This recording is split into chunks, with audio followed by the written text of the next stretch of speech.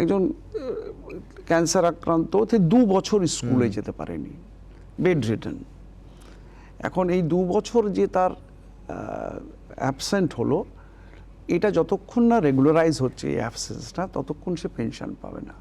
সে 3খানা মামলা করেছিল, 3বারই বলা হয় যে ম্যানেজিং কমিটি, স্কুল, তোমরা ডিসিশন নিয়ে এই ব্যাপারটা সমাধান করো। 3বারই ফলাফল 0, কোনো না কোনো ছুতোয়।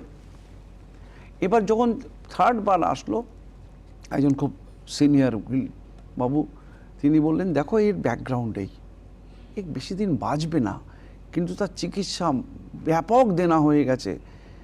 এবং দেখুন, কিছু মুখ দেখলে তো বোঝা যায় তার মেয়ে রোজ কোর্টে এসে দাঁড়িয়ে থাকতো। আমি লক্ষ্য করতাম যে একজন কেউ দাঁড়িয়ে আছে, তা আমার অফিসারের মাধ্যমে খোঁজ না বলে ওই মামলার যিনি টিচার, তার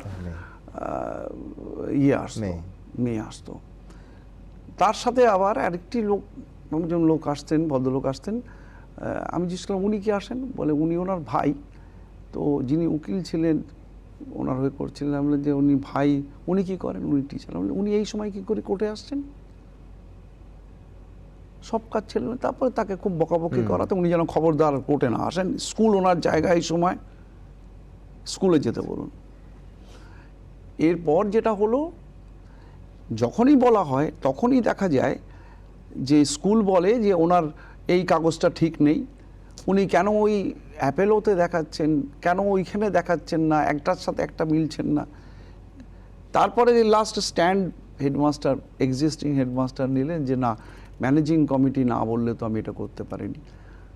ম্যানেজিং কমিটির মিটিং যখন হবে তখন হবে। আমি তখন না ম্যানেজিং কমিটির সব মেম্বারদের কোর্টে হাজির করাই, সামান করি, এবং তাদের দাঁড় করিয়ে জিজ্ঞেস করি আপনাদের কোনো আপত্তি আছে? তারা বলছে না, আমাদের কোনো আপত্তি নেই। বিশ্বাস করবেন না, তাদের রেজলিউশন, আপনারা তাহলে একমত, এটাই রেজলিউশন।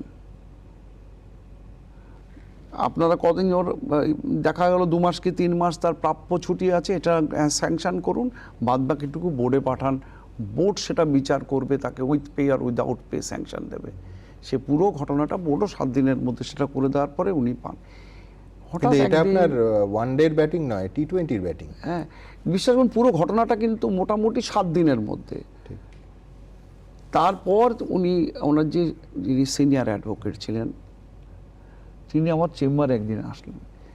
এসে উনি বললেন যে গতকাল উনি মারা গেছেন, কিন্তু মরে যাওয়ার কোনো একটা শেষ ইচ্ছে ছিল। উনি বলেছিলেন আমাকে স্ট্রেচারে করে একদিন জজ সাহেবের কাছে নিয়ে যাবেন, আমি অন্ততপক্ষে দেনাগুলো শোধ করে যেতে পারলাম ওই টাকায়।